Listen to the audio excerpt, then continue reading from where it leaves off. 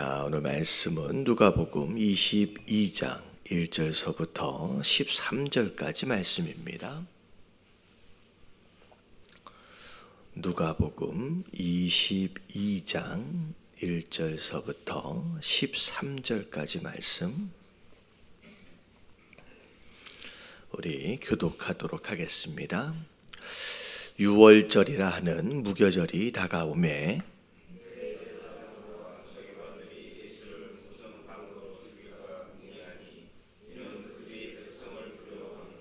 열둘 중에 하나인 가룟이라 부르는 유다에게 사단이 들어가니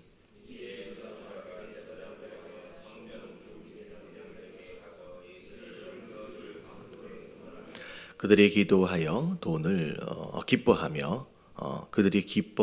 돈을 주기로 언약하는지라.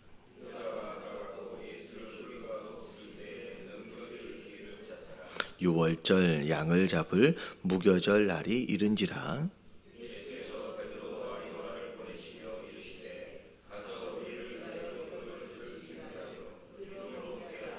여짜오되 어디서 준비하기를 원하시나이까?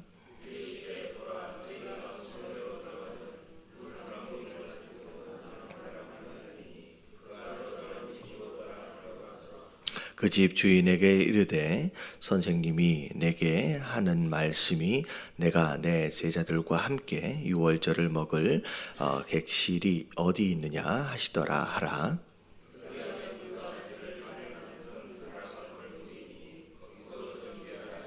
함께 봉독합니다. 그들이 나아가 그 하신 말씀대로 유월절을 준비하니라. 아멘. 자, 오늘 말씀은 유월절 그 전날 유월절 만찬을 준비하기 위한 과정의 내용, 그리고 그 과정과 더불어서 함께 다른 쪽에서 있어지고 있는 유다의 배반에 대한 말씀이 오늘 말씀에 함께 나오고 있습니다. 이 말씀이 이제 어떻게 보면 처음 나오는 유다의 배반, 그리고 뒤에 나오는 이제 제자들이 유월절 만찬을 준비하며 순종하는 모습, 이 두 가지 과정을 통하여 어제 우리가 함께 말씀을 나눴던 세 번째 내용이 무엇이었냐면, 자, 뭐가 다르면 끝까지 함께 할 수 없다고요? 꾸고 있는 꿈이 다르면 끝까지 함께 할 수 없다라고 하는 내용, 그 이제 어떻게 보면 그 논리에 그 이제 부합하는 내용일 수 있을 것 같아요. 어떻게 보면 함께 예수님의 제자로 3년이 넘는 시간 동안 예수님과 함께 있었고 예수님의 말씀도 많이 듣고 배웠습니다. 제자 되어지는 가운데 어찌 보면 수많은 기적과 이적들을 체험했던 가룟 유다였음에도 불구하고 결국 마음 가운데 꾸고 있는 꿈이 다르기 때문에 결국에는 심지어 예수님을 배반하는 쪽에 이제 서게 되고요. 하지만 비록 부족하고 연약하고 못난 구석지가 많이 있었어요.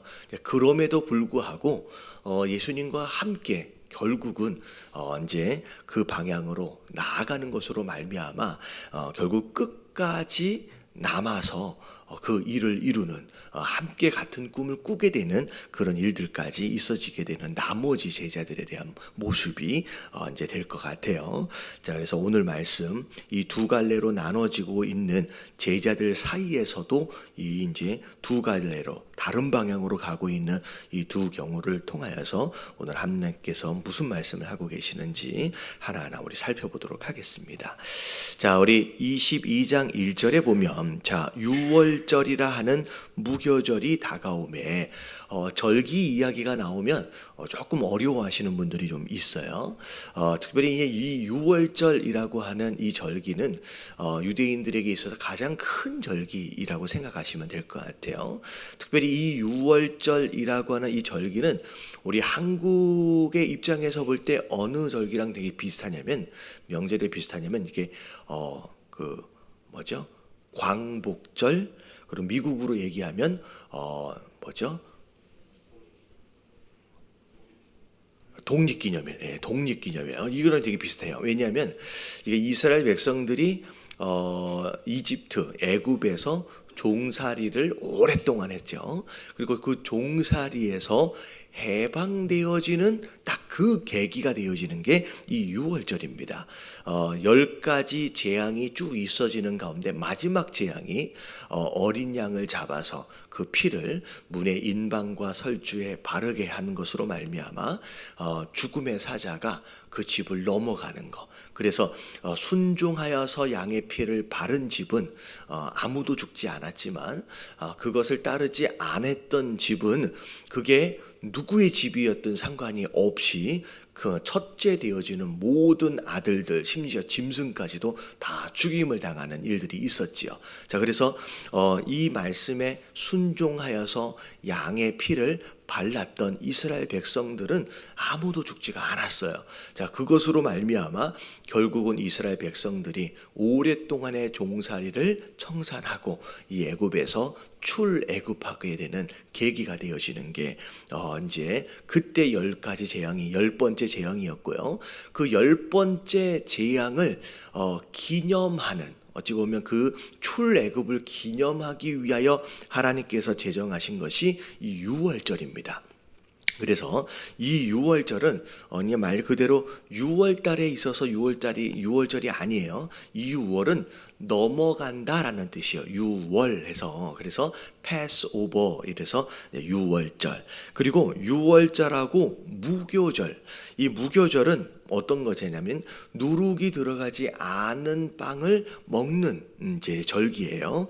그래서 이 어린 양을 잡는 이 유월절하고 함께 붙어 있어서 유월절과 더불어 그 이후에 7일 동안 누룩이 들어가지 않은 빵을 먹는 절기로 함께 지내고 있어요. 그래서 유월절 하면 무교절하고 같이 붙어 있는 것으로 한 절기라고 이제 생각을 하시면 되죠. 그래서 이 왜 유월절이 왜 여기서 자꾸 나오느냐. 자, 패스오버, 어떻게 보면 죽음의 사자가 넘어가잖아요. 근데 어떻게 보면 이 죽음을 면하는 유일한 길은 어린 양을 잡아서 양의 피를 바르는 거예요. 근데 구약에 나오는 모든 절기와 모든 제사와 모든 행동들은 사실은 예수님의 이야기거든요. 그래서 이 유월절에 그 죽음을 면하기 위해서 잡히게 되는 그 어린 양이 사실 누구냐면요, 장차 오실 예수 그리스도를 의미하는 거예요. 그래서 예수님이 왜 이 절기에 예수님이 십자가에 못 박혀 돌아가시느냐? 예수님이 무엇이기 때문에? 유월절 어린 양이기 때문에 이 유월절 전날 이제 잡히시게 되는 거죠. 그래서 유월절에 어린 양으로 잡히시게 되는 것을 기념하면서 이 절기를 이제 예루살렘에 올라와서 지금 보내시게 되는 겁니다. 자, 그래서 유월절이라고 하는 무교절이 다가오게 되면서 대제사장들과 서기관들이 예수님을 잡아 죽일 것을 궁리하게 됩니다. 자, 이는 그들이 백성을 두려워함이더라. 백성들의 눈을 피해서 지금 예루살렘에 올라와 계시는 예수님, 어제 올라오셨어요. 자, 그런 가운데 이 고난 주간을 쭉 보내시게 되는데 예수님 주변의 제자들뿐만이 아니라 많은 무리들이 따라다니기 때문에 이 대제사장들과 서기관들이 함부로 예수님을 잡을 수가 없었습니다. 그래서 백성들이 없는 그 시간 어떻게 하면 이 예수님을 잡을 수 있을까, 죽일 수 있을까 고민하고 있는 상황들 가운데 이제 3절에 누구 이야기가 나오냐면 12명의 제자들 가운데 가룟인이라고 부르는 유다가 등장을 합니다. 유다의 마음 가운데 뭐가 들어갔대요? 사단이 들어갔어요. 자, 이 제자였음에도 불구하고 이 가룟 유다의 마음 가운데 사단이 들어가고 그 사단으로 인하여서 이제 유혹에 넘어가면서 결국은 예수님을 파는 데까지 이르렀다라고 하는 거죠. 자, 이 내용을 보면서 우리가 어떻게 유혹을 당하게 되고 어떻게 그 유혹 가운데 죄를 짓게 되느냐라고 하는 그런 영적인 과정이 살짝 드러나 있어요. 자, 일단은 유다의 마음 가운데 뭐가 들어갔대요? 사단이 들어왔대요. 근데 중요한 건 뭐냐면 여러분 사단이 이 안에 들어올 수 있는데, 또 유혹하기 위해서 들어올 수 있는데, 여러분 아무나에게 들어가는 게 아니에요. 여러분 아무나에게 들어가는 게 아니에요. 여러분 유다가 이러면 사단이 들어올 수 있는 마음밭을 준비했어요. 여러분 이게 굉장히 중요해요. 여러분 우리가 말씀을 받을 때 뭐가 중요하다 그랬어요? 이런 이 말씀을 받을 때 우리 마음밭이 되게 중요하다 그랬어요. 그래서 아무리 좋은 말씀을 듣고 말씀을 받아도 길가와 같은 마음밭, 아니면 돌짝밭 같이, 아니면 가시덩굴 같이 그런 마음밭이 돼 있으면 아무리 말씀을 들어도 결국은 열매를 맺기가 어려운 이제 그런 상황이 벌어질 수 있다는 거죠. 그래서 말씀을 받을 때도 마음밭이 중요한 것처럼 어떤 마음밭이냐에 따라서 이 사단이 들어오는 이 계기를 마련하거나 원인을 마련할 수 있다라는 거예요. 여러분 이 사단이 우리 마음 가운데 어떤 상황이 될 때 이 사단이 들어오느냐, 여러 가지 이유들이 있어요. 가장 많은 대표적인 것들이 뭐냐면 우리 마음 가운데 불평과 불만이 가득 차 있으면 이게 사단이 들어올 수 있는 근거가 되어져요. 그러니까 아무나에게는 들어오지 않아요. 어떤 마음밭이 되어지느냐에 따라서 이 사단이 들어오는데, 가장 몇 가지 이제 예가 되어질 수 있다면, 불평과 불만이 이 마음 가운데 들어와 있으면요, 그것을 근거로 사단이 자리를 잡게 됩니다.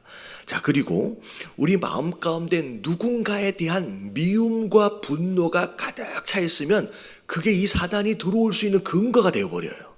그리고 이 마음 가운데 욕심이 가득 차 있으면 그 욕심이 또 이제 사단이 들어오는 계기가 되어지고요. 또 마지막으로 이 마음 가운데 교만함이 들어 있으면요, 사단이 들어오게 되는 근거가 되어집니다. 그래서 이 사단이 우리 마음 가운데 충분히 들어오기도 하고 나갈 수 있어요. 그것으로 말미암아 우리를 유혹하기도 하고 우리를 넘어뜨릴 수 있습니다. 근데 이 사단이 아무나에게나 들어오는 게 아니에요. 자, 우리가 어떤 마음을 가지고 있느냐에 따라서 이 사단을 우리가 끌어들일 수도 있고요, 우리가 오히려 내쫓을 수도 있다는 거죠. 그래서 제가 몇 번 말씀을 드린 적이 있어요. 우리 안에 이 불평과 불만이나 미움이나 분노나 욕심이나 이 교만함이나 이런 것들이 우리 안에 가득 차 있으면 이게 마치 어떤 쓰레기와 같은 모습들이 되어져서 냄새를 피우게 되는 거예요. 여러분 냄새를 피우게 되면, 여러분 쓰레기 냄새가 나면 뭐가 몰려들어요? 여러분 파리가 몰려들어요. 여러분 이게 똑같은 영적 원리예요. 우리 안에 이런 쓰레기들이 차곡차곡 쌓여지게 되고 이게 자리를 잡게 되면 내 안에서 영적으로 나쁜 냄새를 풍기게 되고요, 그 냄새를 맡고 사단이 내 안으로 들어오게 돼 있어요. 여러분 이 사단이 나를 유혹하지 못하도록, 내 안에 들어오지 못하도록 막을 수 있는 비결은 뭐 하는 방법밖에 없어요. 여러분 내 안에 있는 이런 냄새를 피우는 이 쓰레기를 여러분 치우는 방법밖에 없어요. 그래서 파리는 우리가 쫓는다고 쫓아지는 게 아니라 뭘 치우면 파리가 날아가요? 여러분 쓰레기를 치우면 파리는 떠나게 돼 있다라는 거예요.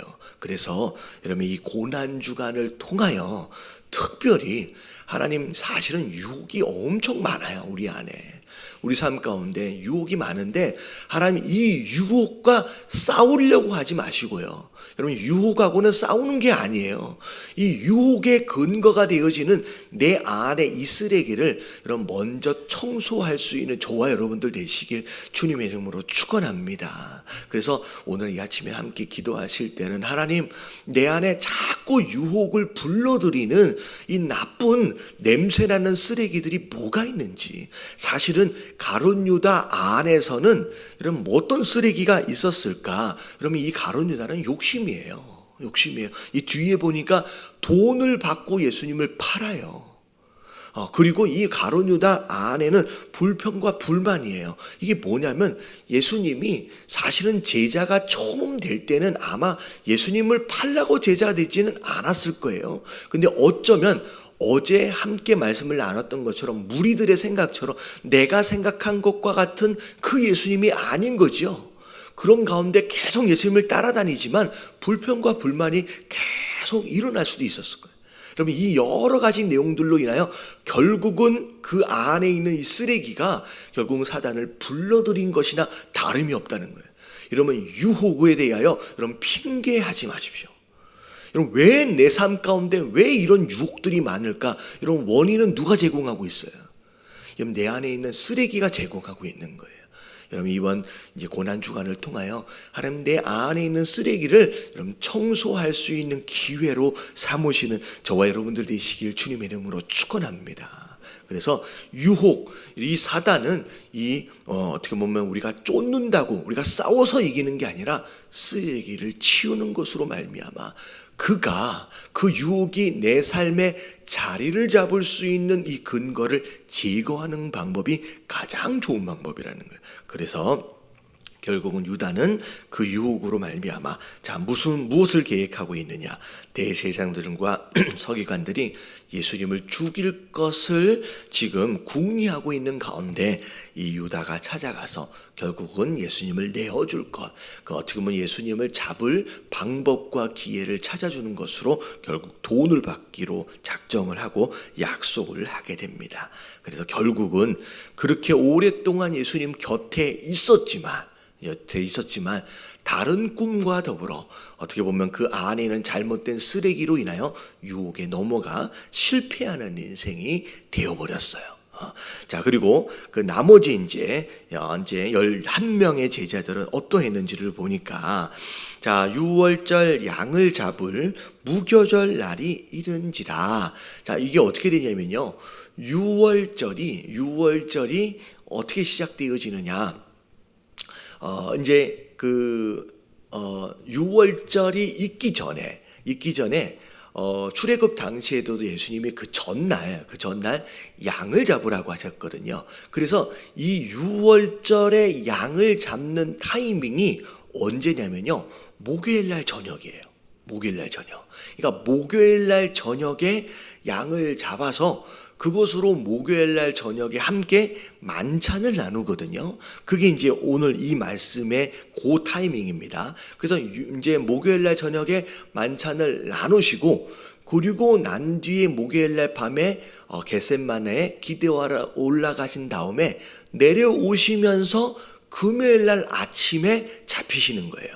그리고 나서 금요일날 아침부터 9시 정도까지 신문을 당하시고 9시에 못 박혀 그리고서 9시에 못 박혀서 그리고 금요일날 오후 3시에 이제 돌아가시게 되는 거죠. 그래서 그 타이밍에서 지금 이 시간이 이제 목요일날 저녁 때가 가까워 오는 바로 그 시점이라고 생각을 하시면 될 것 같아요.